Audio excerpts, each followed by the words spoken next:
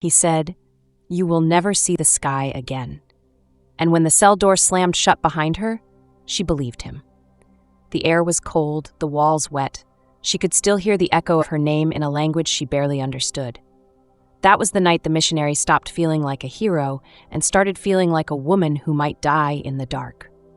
But, beloved, the story didn't end there, because in that darkness, something unexplainable happened, something no one could deny.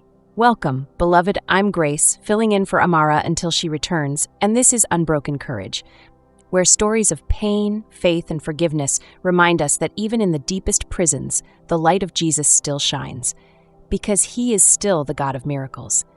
Before we begin, please let me know in the comments where you're watching from. Your story matters too, beloved. Now, lean closer, because tonight's story will remind you that God doesn't need open doors to set his children free. She was 34 years old when she left home. Her name was Hannah, and she had spent years teaching Sunday school and leading youth camps before God called her to a distant country, one where speaking about Jesus could cost you your life. "I didn't think much about danger," Hannah said softly. "I just thought about souls." For months, her work went smoothly. She taught English by day and prayed with seekers by night. The locals loved her gentle spirit. Even the guards at the town checkpoint smiled when they saw her walking by with her worn brown Bible pressed against her chest. Then one morning, the knock came, 4 men in uniforms. No explanation, just an order to follow them. "They said it was about my visa," she whispered. "But I knew. The fear in their eyes told me someone had reported me." Within hours, she was standing in a dim room, bright lights burning her face. They asked about her meetings, her books, the names of the people she had spoken to. She said nothing that would put others at risk. One of the men slammed his hand on the table. "You think your God can protect you here?" She flinched but didn't answer. Then they took her to a small, windowless cell. Stone floor, 1 rusty bucket, 1 thin mat. No bed, no Bible, no light. She was alone, for days, or maybe weeks. She lost count. "I tried to pray," she told me, tears glistening, "but it was hard to pray when I couldn't feel him near." She thought about home, about her parents who didn't know she was missing, about the church that would soon notice her silence, about how her last words to her best friend had been, "Don't worry, God's got me." Now she wasn't so sure. On the 7th night, or what she thought was the 7th, she broke. She sat against the wall, trembling from hunger and fear. I remember saying, "God, I've done all I can. If you're still here, please show me." She didn't expect an answer, but suddenly the air changed. It was faint at first, like warmth spreading through the cold air. Then a soft glow appeared in the corner of the cell. "I thought I was imagining it," she said, "but it got brighter, warmer."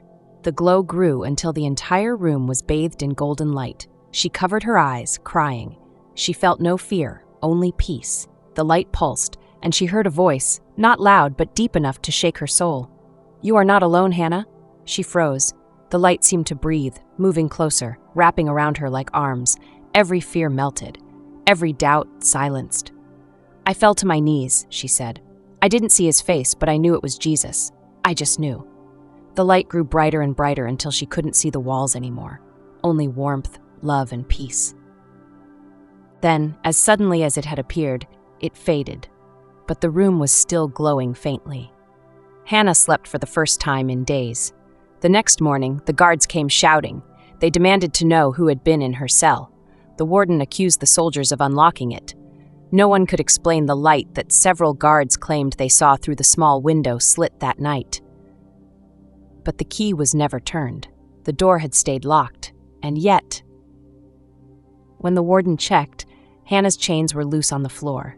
He was so terrified that he released her within hours, fearing what power could undo metal without hands. "I walked out barefoot, holding my torn shirt over my shoulders," Hannah whispered. "The guards looked at me like I was a ghost." She was taken to the border and sent home on the next available flight. When she arrived, her parents wept, and that night, she opened her Bible and read the first verse that caught her eye. "The light shines in the darkness, and the darkness has not overcome it." As she finished telling me, I sat there speechless. It wasn't just her story, it was her peace that filled the room. "Hannah," I said softly, "did you ever see those men again?" She shook her head. "No, but I pray for them every day. If they ever find the light that found me, then everything I went through will be worth it." Beloved, that's what unbroken courage is about. It's not just about survival, it's about shining when everything tries to put you out. You may never sit in a cell, but maybe you've been in a prison of fear, shame, or guilt. And tonight, let this story remind you, Jesus still visits the dark places. I'm Grace, and this is Unbroken Courage, where the chains don't win, because the light still does. Years passed, Hannah never forgot the sound of that cell door closing. Even after she returned home, after she healed, after she smiled again, that sound still echoed somewhere deep inside her. Sometimes she woke at night, reaching out in the dark, thinking she was still there. Other nights, she'd sit by her window, whispering, "Lord, if you could set me free, you can find them too." That's what made her different. She didn't hate the men who imprisoned her. She prayed for them. And one day, heaven answered in the most unexpected way. It happened on a Sunday morning, 3 years later. Her church had invited a small group of refugees who had just arrived from the same country she'd once served in. They were quiet, polite, and humble. Most of them had lost everything. As the service ended, Hannah felt a strange pull in her spirit, a nudge to walk to the back of the room. And there he was, a man standing alone, thin, his clothes worn, eyes downcast. Something about his posture made her heart race. He looked familiar, too familiar. When he finally looked up, their eyes met. He froze. Then he covered his face with both hands as if trying to disappear. It was him, the warden, the same man who once told her she'd never see the sky again. For a moment, Hannah couldn't move. She felt her heart pounding in her ears. Every memory, every moment in that cell came rushing back, the pain, the fear, the smell of rust and dust. She wanted to run, but Grace whispered, "Stay." The man trembled as she approached. He whispered in broken English, "It's you?" She nodded. Tears filled his eyes. "You don't know me like this. I was not good, man."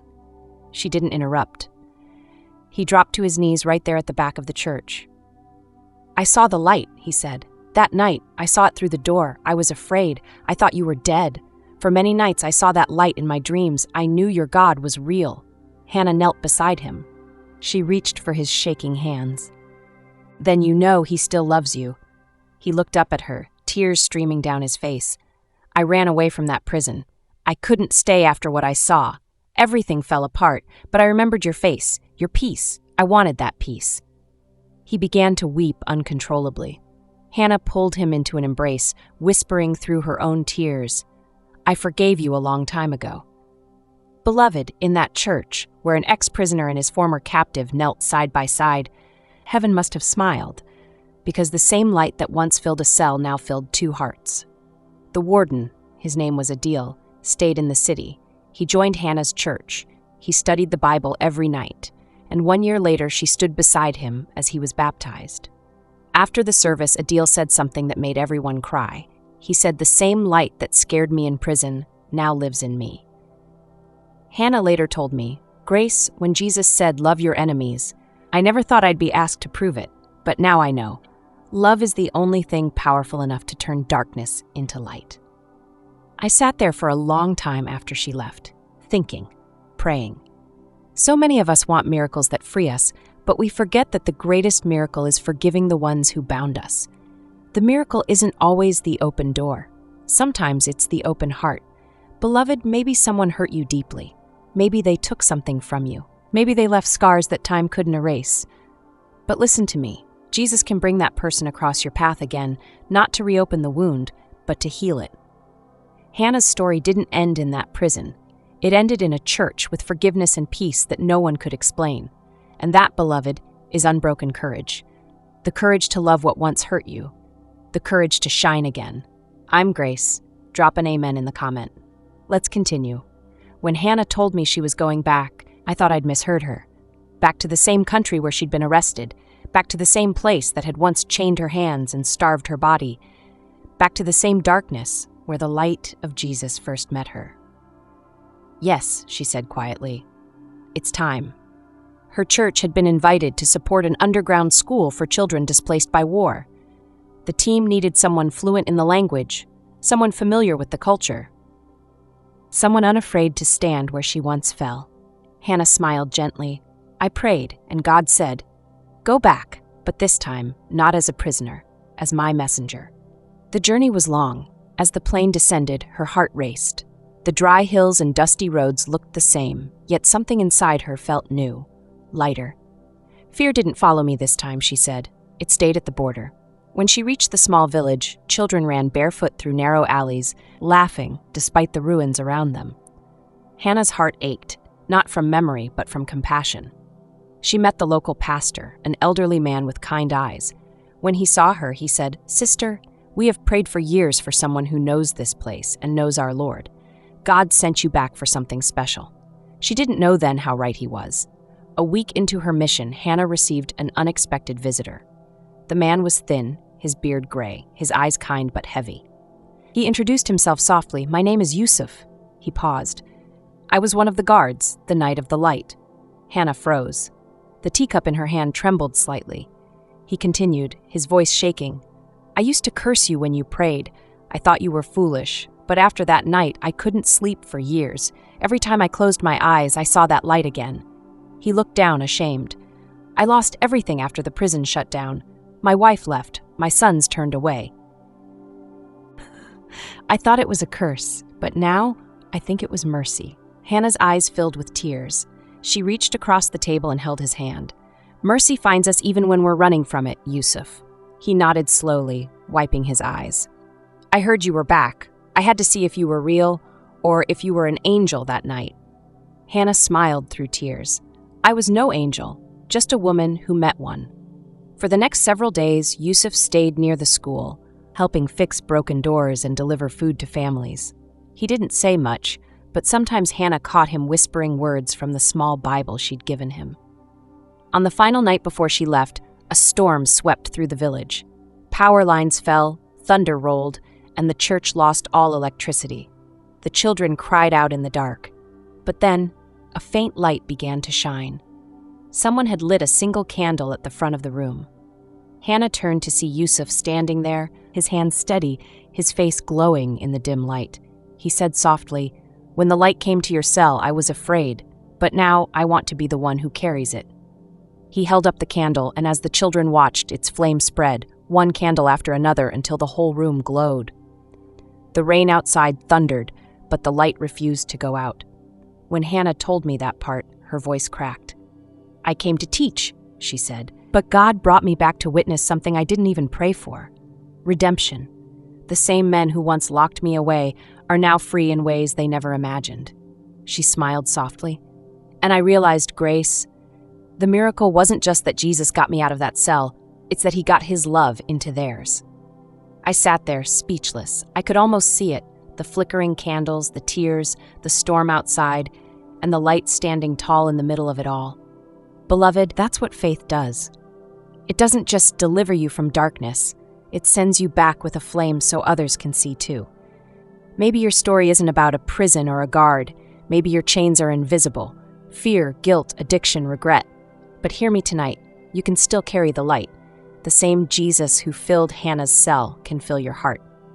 Because true freedom isn't about walking out of a door, it's about walking back into the world with hope. I'm Grace, and this is Unbroken Courage, where light conquers darkness and love never runs out. Thank you for watching. Drop a comment and share with someone.